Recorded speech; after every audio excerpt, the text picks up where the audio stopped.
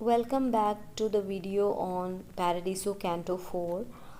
We have already talked about the doubts that actually troubled Dante, and Beatrice was actually solving his problem for Dante. She had actually understood what was troubling him. She could articulate his doubts for him. She she tells them, actually it's not Dante who talks about the or asks those questions. Beatrice herself is articulating them. For her, she says that I can see that you are in trouble, so I will help you by answering those questions. So let's look at those questions right now. So the questions are as follows. The first question is, why the souls in heaven of the moon are held responsible for their broken vows, given that those vows were broken because of violence to which these souls were subjected? Why should the violence inflicted by someone else cause a blessed soul to be accorded a diminished degree of beatitude in paradise? What does that mean? Actually, we had mentioned about two souls that he met in the moon. They are Picada and Constance. Those two women were supposed to hold on to their vows as to become nuns or to submit themselves to God, but they could not hold on to that. They broke their vows because their family or people around them forced them out of it. But since it is not their Dante's doubt is that since it is not their fault, why are they put in a lower level of paradise, or why they are given a kind of position in the heaven of inconstancy? Which is not right. It is not just according to Dante, because they are both good souls, blessed souls. So the second question is Plato's doctrine true? What is the doctrine mentioned here? Here Dante is referring to the doctrine from Timaeus. Timaeus is a work by Plato, which was familiar at the time of Dante, which was maybe one available work at that time. And in that work, Plato mentions about the working of natal stars in the lives of people, how their birth stars determines the destiny of people.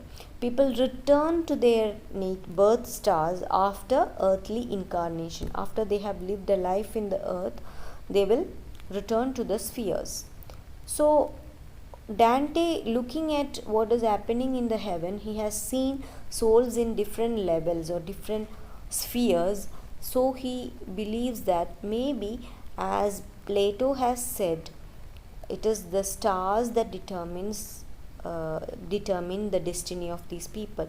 So he suspects that inconstant souls are returning to moon. In the same way, erotically inclined souls may return to Venus, martially inclined souls will return to Mars, and so forth.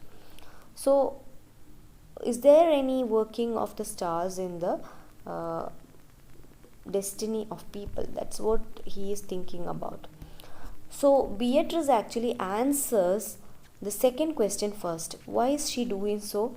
She answers the second question first because it has more venom in it, or it has more trouble or danger in it, because Plato's doctrine, if taken literally, could lead to dangerous and heretical belief in astral determinism, or stars determining the destiny of humans.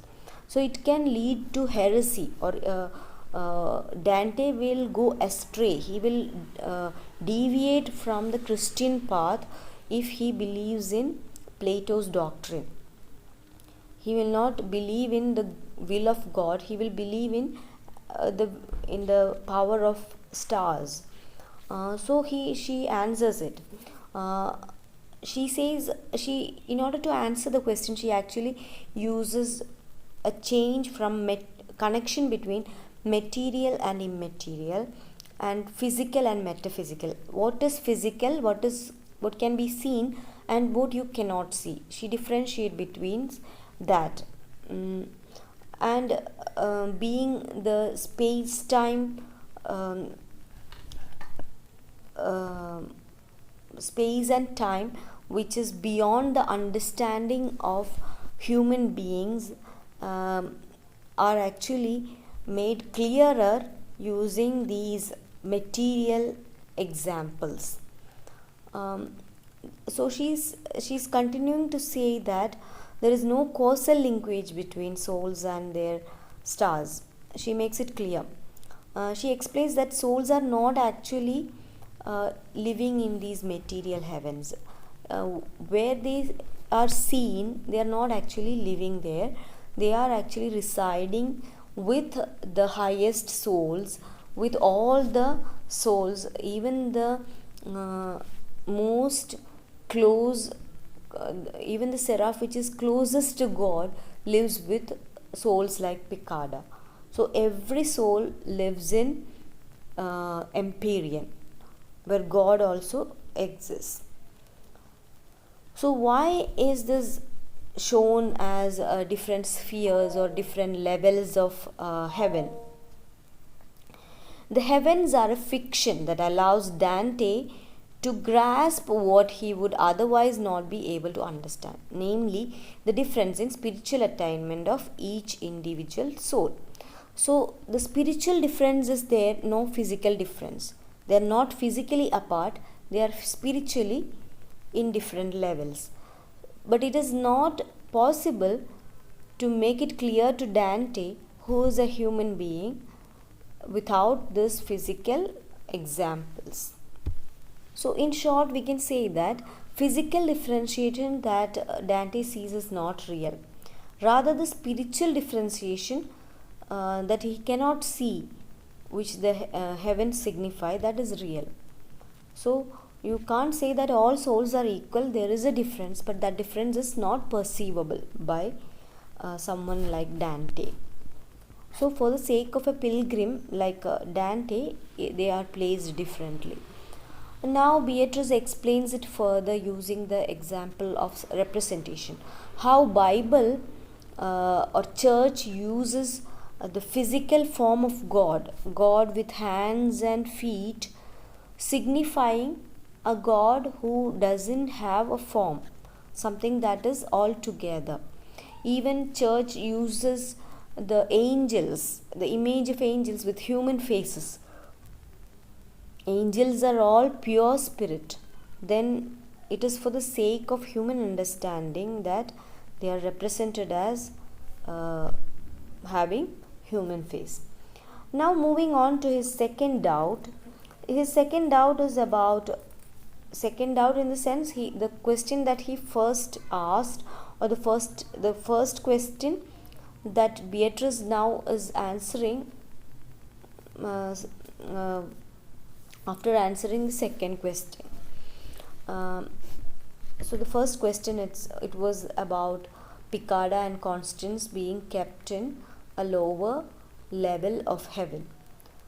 So the question was actually about, it was why, since it was not their fault, they were forced to break their vows, and even then they are put in a lower strata. To that she answers that they did not have the will to resist. They submitted to the force. They could not hold on to their will. That was why they are put in this level. They could not be elevated to a higher spiritual level because of their lack of will. But then there is a question, like Picada had already told Dante that Constance never wavered from her vows, or she was consistent in her vows. Then there is a contradiction between what is told by Beatrice and what is told by Piccarda. If they had no will, how come she say that Constance had will? Is she lying? Then Beatrice makes it more clear. She uses this logical distinction in order to solve problems that are difficult to explain, that they often come across in heaven. So she uses this logical distinction for the sake of Dante's understanding. She says that there are two types of will. One is conditioned will and absolute will. Piccarda is talking about absolute will. She had an absolute will which was not wavering, which was not willing to submit. So Piccarda was referring to that. But there is a conditioned will, which when there is a force, they are forced to submit. It does consent. When she claimed that they had faltered, she said that they had conditioned will. As a result of the distinction between absolute will and conditioned will, there is no contradiction between the claims of Piccarda and Beatrice. After all, both ladies are telling the truth. She had an unwavering will, but when there was a coercive force, she had what you call as a conditioned will.